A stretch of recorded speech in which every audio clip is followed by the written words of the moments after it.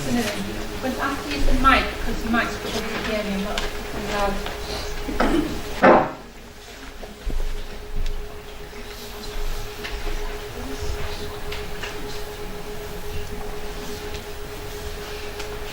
Probably a lot of what I was going to say has already been said, but what I'll do, I'll just add on the things that are slightly different to what Dr. Hernan's spoken to you about.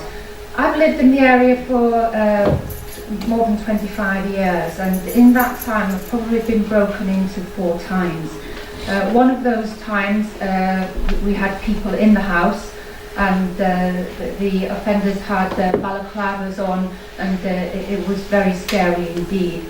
Thankfully, the lady in the house made such a noise and screamed and called for other people who went in the house, but she called names to make it appear that there was actually a house full of people there, and that made them flee without taking anything.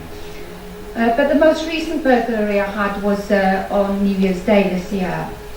And because of our previous experiences, we've secured our property very much in the same way as was mentioned previously, but they had managed to get in to our property, which is on Brooks Drive, through the cricket field at the back. Even though we've got a secure boundary there, it was an easier point for them to access.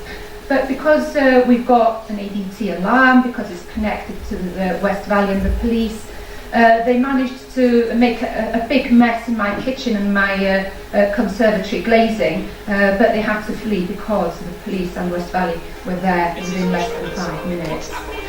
So I suppose it was an inconvenience, and it created a mess. We were actually away on holiday at the time. So it caused a bit of distress, but nevertheless, thankfully, nothing was taken. What other measures we do have, for example, we have automatic lights, it's a programmable feature, and that comes on, so even when we're away, it's not apparent that we are away. What I would like to bring up is that a couple of years ago, my mother-in-law, who's in her mid-90s, had an aggravated burglary. She was she's elderly and needs help, so she was with a carer at the time, and some men came to the door and said they wanted to clean the windows, that they'd been booked to come and clean the windows. And so they were actually let into the house through the front door.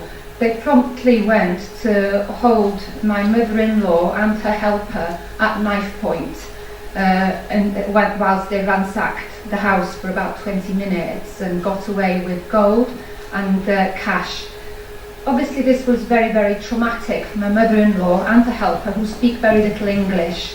They had a knife held to their neck for that 20-minute period whilst they were in the house. My learning from this is that our household insurers were absolutely brilliant. They sent around security and maintained that for a few days after the event at their cost.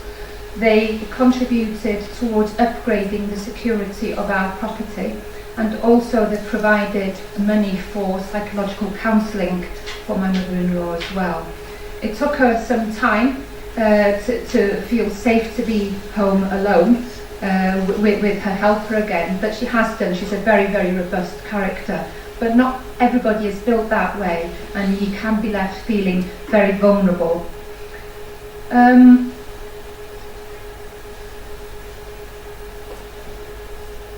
The other things that I would say, learning from that, is you need to make, or we need to, as a community, make sure that our young and our old are aware not to open the door to anybody. Obviously they know now because there are cameras and they can see from inside who's at the front door.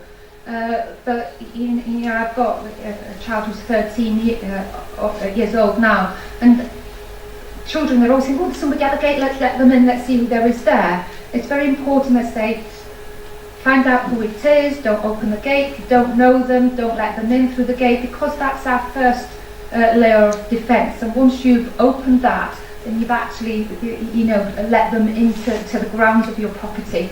So again, work with them and make sure that children and the elderly know not to open the gate or the door to anybody. That would be my biggest piece of advice there, as well with all the other security measures as well. Thank you very much for listening. Thank you.